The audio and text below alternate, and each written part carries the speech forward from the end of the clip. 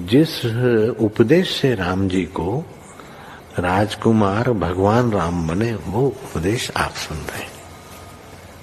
कितना ऊंचा ग्रंथ है। इसको वाल्मीकि रामायण भी बोलते, योग वशिष्ठ महारामायण भी बोलते। राम तीर्थ ने इसी का बार बार अध्ययन किया था। ये आप भी शांत हो जाएंगे परमात्मा में, और दूसरों को भी शांति देने की क्षमता देने वाला ये सदग्रंथ है। इसको वेदांत का सिद्धांत ग्रंथ बोलते हैं। दूसरे होते प्रक्रिया ग्रंथ। ये करके फिर कब वो आचार्य बनो तब समझो, ये तो थोड़ा पढ़ो और फिर वही सिद्धांत की बात। तो बार बार योग वशिष्ठ महारामायण विचारने योग। ओम श्री सद्गुरु परमात्मने नमः। श्री योग वशिष्ठ महारामायण वैराग्य प्रकरण सर्ग 17। श्री राम जी बोले, हे मुनीश्वर, जब जरा अवस्था आती है तब मरना भी निकट आता है। जैसे संध्या आने से रात्रि तत्काल आ जाती है, और जो संध्या के आने से दिन की इच्छा करते हैं वह मूर्ख है, वैसे ही जरा के आने से जीने की आशा रखनी मूर्खता है। हे मुनीश्वर, जैसे बिल्ली चिंतन करती है कि चूहा आवे तो पकड़ लो, वैसे मृत्यु भी देखती है कि जरा अवस्था आए तो मैं इसका ग्रास कर लूं। हे मुनीश्वर, यह परम नीच अवस्था है। यह जब आती है तब शरीर को जर्जरीभूत कर देती है, कपाने लगती है और शरीर को निर्बल और क्रूर कर देती है। जैसे कमल पर बर्फ की वर्षा हो और वह जर्जरीभूत हो जाए, वैसे यह शरीर को जर्जरीभूत कर डालती है। जैसे वन में बाघ आकर शब्द करते हैं और मृग का नाश करते हैं, वैसे ही खांसी रूपी बाघ आकर मृग रूपी बल का नाश करते हैं। हे मुनीश्वर, जब जरा आती है तब जैसे चंद्रमा के उदय से कमिलिनी खिलाती है, वैसे मृत्यु प्रसन्न होती है। यह जरावस्था बड़ी दुष्ट है। इसने बड़े बड़े योद्धाओं को भी दीन कर दिया है। यद्यपि बड़े बड़े शूर संग्राम में शत्रुओं को जीतते हैं, पर उनको भी जरा ने जीत लिया है। जो बड़े बड़े पर्वतों को चूर्ण कर डालते हैं, उनको भी जरा पिशाचिनी ने महादीन कर दिया है। इस जरा रूपी राक्षसी ने सबको दीन कर दिया है। यह सबको जीतने वाली है। हे मुनीश्वर, जैसे वृक्ष में अग्नि लगती है और उससे धूम निकलता है, वैसे ही शरीर रूपी वृक्ष में जरा रूपी अग्नि लगकर तृष्णा रूपी धुआं निकलता है। जैसे डिब्बे में बड़े रत्न रहते हैं, वैसे ही जरा रूपी डिब्बे में दुख रूपी अनेक रत्न रहते हैं। जरा रूपी वसंत ऋतु है, उससे शरीर रूपी वृक्ष दुख रूपी रस से युक्त होता है। जैसे हाथी जंजीर से बंधा हुआ दीन हो जाता है, वैसे ही जरा रूपी जंजीर से बंधा हुआ पुरुष दीन हो जाता है। उसके सब अंग शिथिल हो जाते हैं, बल क्षीण हो जाता है, इंद्रिया भी निर्बल हो जाती है और शरीर जर्जरी भाव को प्राप्त होता है। जैसे रात्रि आती है तब सूर्यवंशी कमल सब मुन जाते हैं और पिशाचिनी आ विचरने लगती है और प्रसन्न होती है, वैसे ही जरा रूपी रात्रि के आने से सब शक्ति रूप कमल मुंद जाते हैं। तृष्णा रूपी पिशाचिनी प्रसन्न होती है। हे मुनीश्वर, जैसे गंगा तट के वृक्ष गंगा जल के वेग से जर्जरीभूत हो जाते हैं, वैसे ही जो यह आयु रूपी प्रवाह चलता है, उसके वेग से शरीर जर्जरीभूत हो जाता है। जैसे मांस के टुकड़े को देख आकाश से उड़ती चिल नीचे आकर ले जाती है, वैसे ही जरा अवस्था में शरीर रूपी मांस को काल ले जाता है। हे मुनीश्वर, यह तो काल का ग्रास बना हुआ है। जैसे वृक्ष को हाथी खा जाता है, वैसे ही जरा वाले शरीर को काल देख के खाता है।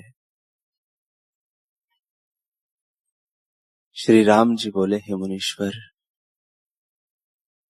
संसार रूपी गड्ढा है, उसमें अज्ञानी गिरा है, पर संसार रूपी गड्ढा तो अल्प है और अज्ञानी बड़ा हो गया है। संकल्प विकल्प की अधिकता से बड़ा है। जो ज्ञानवान पुरुष है वह संसार को मिथ्या जानता है और संसार रूपी जाल में नहीं फंसता, और जो अज्ञानी पुरुष है वह संसार को सत्य जानकर उसकी आस्था रूपी जाल में फंसता है और भोगों की वांछा करता है। वह ऐसा है जैसे दर्पण में प्रतिबिंब देखकर बालक पकड़ने की इच्छा करता है। वैसे ही अज्ञानी संसार को सत्य जानकर जगत के पदार्थ की वांछा करता है कि यह मुझे प्राप्त हो और यह न हो। यह सब सुख नाशात्मक है। अभिप्राय यह है कि आते हैं और जाते हैं, स्थिर नहीं रहते।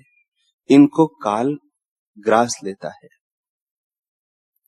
जैसे पक्के अनार को चूहा खा जाता है, वैसे ही सब पदार्थों को काल खा जाता है। हे मुनीश्वर, यह सब पदार्थ काल ग्रसित है। जैसे नेवला सर्प को भक्षण कर जाता है, वैसे बड़े बड़े बलि सुमेरु ऐसे गंभीर पुरुषों को काल ने ग्रसित किया है। जगत रूपी एक गुलर का फल है, उसमें मज्जा ब्रह्मादिक है और उसका वन ब्रह्म रूप है। उस ब्रह्म रूप वन में जितने वन है सो सब इसका आहार है। यह काल सबको भक्षण कर जाता है। हे मुनीश्वर, यह काल बड़ा बलिष्ठ है। जो कुछ देखने में आता है सो सब इसने ग्रास कर लिया है। हमारे जो बड़े ब्रह्मादिक है उनको भी काल ग्रास कर जाता है, तो और का क्या कहना है।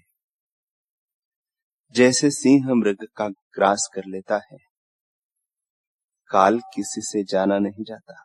क्षण, घड़ी, प्रहर, दिन, मास और वर्षादिक से जानिए सोई काल है और काल की मूर्ति प्रकट नहीं है।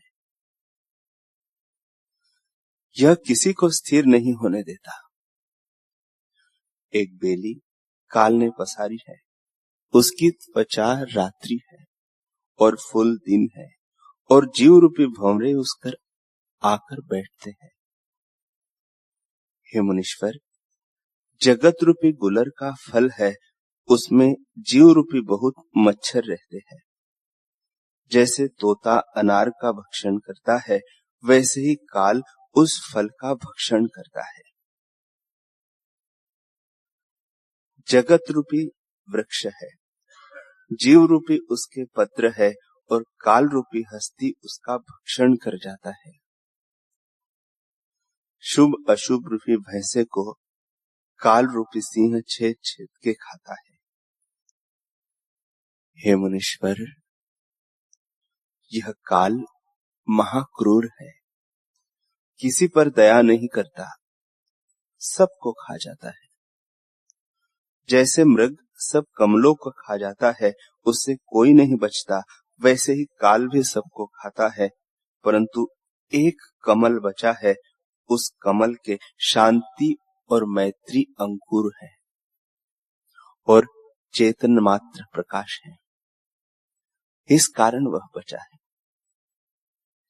काल रूपी मृग इस तक नहीं पहुंच सकता, बल्कि इसमें प्राप्त हुआ काल भी लीन हो जाता है। जो कुछ प्रपंच है सो सब काल के मुख में है। ब्रह्मा, विष्णु, रुद्र, कुबेर आदि सब मूर्ति काल की धरी हुई है। यह उनको भी अंतर्धान कर देता है। हे मुनीश्वर, उत्पत्ति, स्थिति और प्रलय सब काल से होते हैं। अनेक बार इसने महाकल्प को भी ग्रास कर लिया है और अनेक बार करेगा। काल को भोजन करने से तृप्ति कदाचित नहीं होती और कदाचित होने वाली भी नहीं। जैसे अग्निघृत की आहुति से तृप्त नहीं होता, वैसे ही जगत और सब ब्रह्मांड का भोजन करके भी काल तृप्त नहीं होता। इसका ऐसा स्वभाव है कि इंद्र को दरिद्री कर देता है और दरिद्री को इंद्र कर देता है। सुमेरु को राई बनाता है और राई को सुमेरु करता है। सबसे बड़े ऐश्वर्यवान को नीच कर डालता है और सबसे नीच को ऊंच कर डालता है। बूंद को समुद्र कर डालता है और समुद्र को बूंद करता है। ऐसी शक्ति काल में है। यह जीव रूपी मच्छरों को शुभाशुभ कर्म रूपी छुरे से छेदता है। हे मुनीश्वर, जितना कुछ जगत विलास भासता है, काल सबको ग्रस लेता है। जीव रूपी रत्न का काल डब्बा है, सो सबको अपने उदर में डालता जाता है। काल यो खेल करता है कि चंद्र सूर्य रूपी गेंद को कभी ऊर्ध्व को उछालता है और कभी नीचे को डालता है। जो महापुरुष है वह उत्पत्ति और प्रलय के पदार्थों में से किसी के साथ स्नेह नहीं करता और उसका काल भी नाश नहीं कर सकता। जैसे समुद्र बड़ा है, उसको बड़वानल पान कर लेता है, और जैसे पवन भोजन पत्र को उड़ाता है, वैसे ही काल का भी बल है।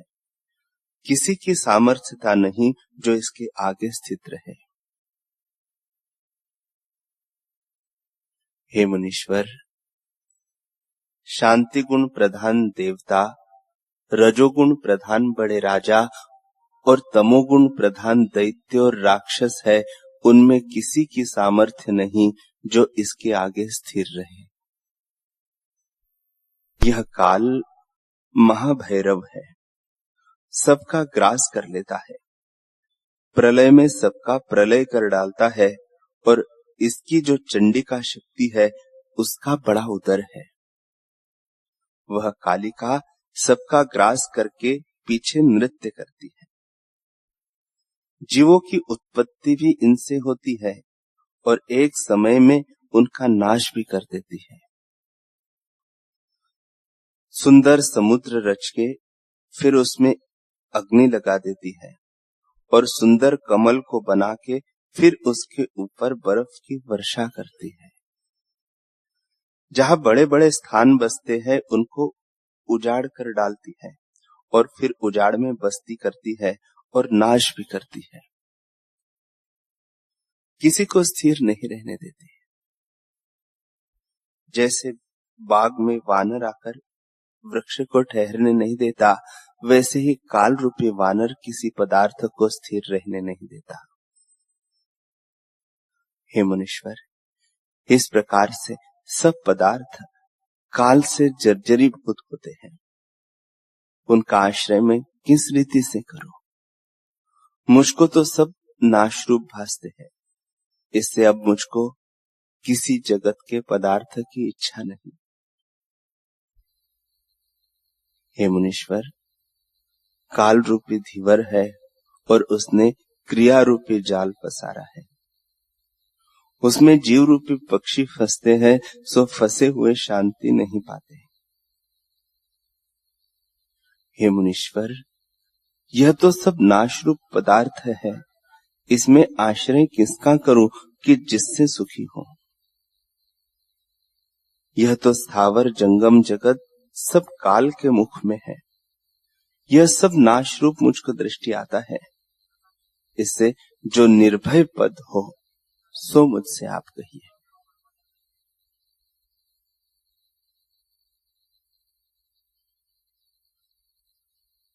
श्री राम जी बोले, हे मुनीश्वर, जितने पदार्थ भासते हैं वह सब नाशरूप है, तो मैं किसकी इच्छा करूं और किसका आश्रय करूं? इनकी इच्छा करनी मूर्खता है।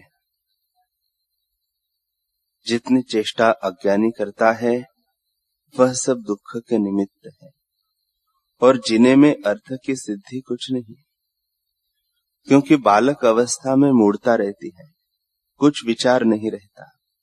जब युवावस्था आती है तब मूर्खता से विषय को सेवता है और मान मोहादिक विकारों से मोहा जाता है। उसमें कुछ विचार नहीं होता और स्थिर भी नहीं रहता। दिन का दिन रह के विषय की तृष्णा करता है, शांति नहीं पाता। हे मुनीश्वर, आयुष्य महाचंचल है और मृत्यु तो निकट है, उसमें अन्यथा भाव नहीं होता। जितने भोग है वे रोग है। जिसको संपदा जानते हैं वह आपदा है, जिसको सत्य कहते हैं वह असत्य रूप है। जिन स्त्री पुत्र आदिकों को मित्र जानते हैं वह सब बंधन के करता है, और इंद्रिया महाशत्रु रूप है, वह सब मृग तृष्णा के जलवत है। यह देह विकार रूप है, मन महाचंचल और सदा अशांत रूप है, और अहंकार महानीच है। इससे ही दीनता को प्राप्त किया है। इससे जितने पदार्थ इसको सुखदायक भासते हैं वह सब दुख के देने वाले हैं। इससे कदाचित शांति नहीं होती। इसी कारण मुझको इनकी इच्छा नहीं। यद्यपि यह देखने मात्र सुंदर भासते हैं, पर इनमें सुख कुछ नहीं और स्थिर भी न रहेंगे। जैसे समुद्र में नाना प्रकार के तरंग भासते हैं, पर वह सब बड़वाग्नि से नाश होते हैं, वैसे यह सब पदार्थ नष्ट हो जाते हैं। मैं अपनी आयु में कैसे आस्था करूं?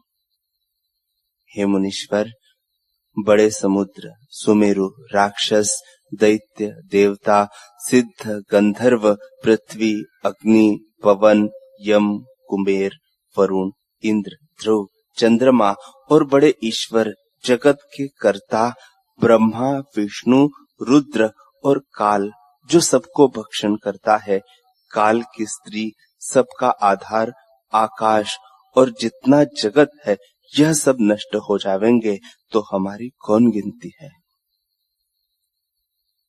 हम किसकी आस्था करें और किसका आश्रय करें?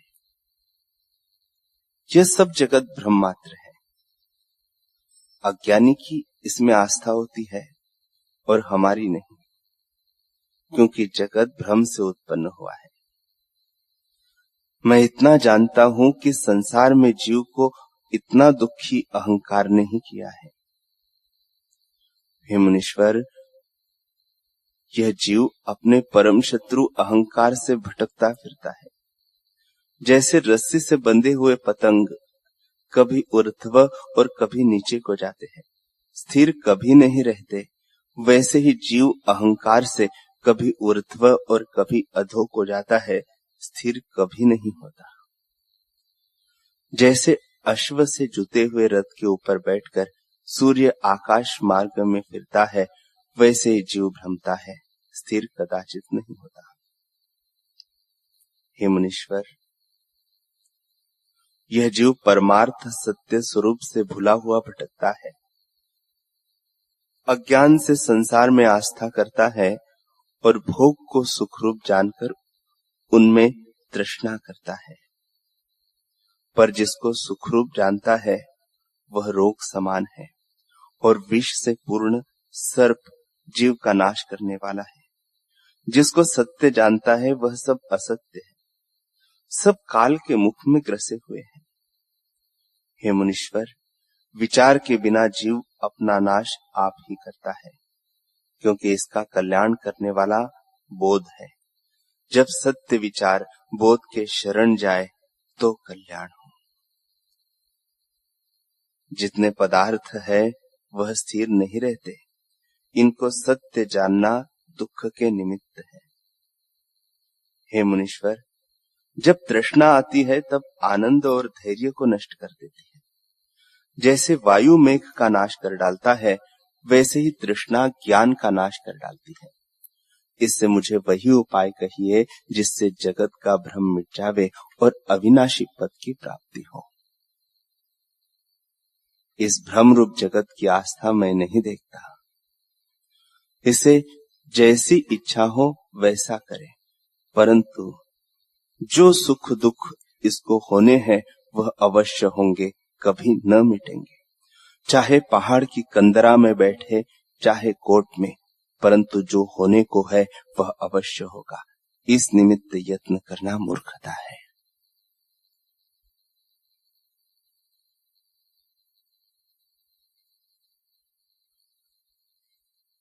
हरि ओम,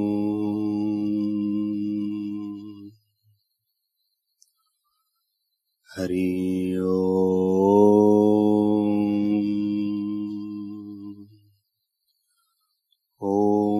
सहना भवतु सहनौ भुनक्तु सह वीर्यं करवावहै तेजस्विनावधीतमस्तु मा विद्विषावहै।